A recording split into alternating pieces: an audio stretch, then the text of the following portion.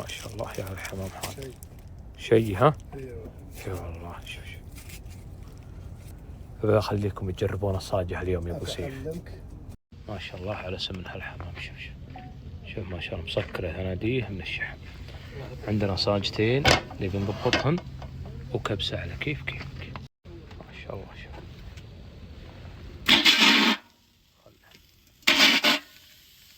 هلا والله من الشحم اللي فيها اسهل من كبسة الحمام. ترى خلصت كبسة الحمام نص ساعة وخالصة. يا سلام يا الحمام. شوف هذه الصاجة الأولى طبعا مع الطبخ تطبق، وهذه الصاجة الثانية طبقها. والحين بحط عليها شنو؟ اللي هو فلفل حايل إصرار وشوية لومي أسود. ما شاء الله. صب ماي صب احنا الماي ونخليها تطبخ 20 دقيقة إلى 25 دقيقة من تفوت. يا سلام. شوف زيتين ايش كثر اللي طلع.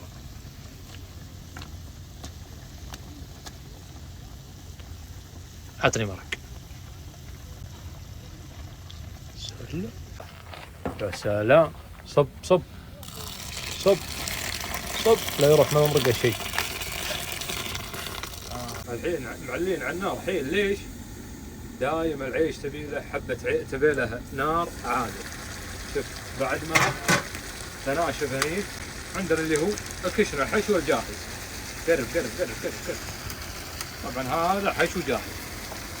لا بينت معاي اللي هو بيوت يسمونه جحور نمل يسمونه بيوت اللي يسمونه. لا بين معاي بهالطريقة. خلاص انا نسكر عاد الحين شنو عليه ونقصر على النار حين ونخليه 20 دقيقة. وقعد. سلام. نحط بابريكا عليها شيء بسيط وشوية ملح. يا ولد ما شاء الله تبارك الرحمن. عيشنا استوى. ما شاء الله. حياك الله. حياك الله ما شاء الله. شفت العيش شلون صارت. تبارك الرحمن. ما شاء الله. وهذا الحمام قرب. شوف هذا الصاجة شوف شلون مشوي، وهذا الكبسة ما شاء الله عليك. شوف الترتيب بيض الله. اهم شيء شنو؟ ثوم. يا سلام.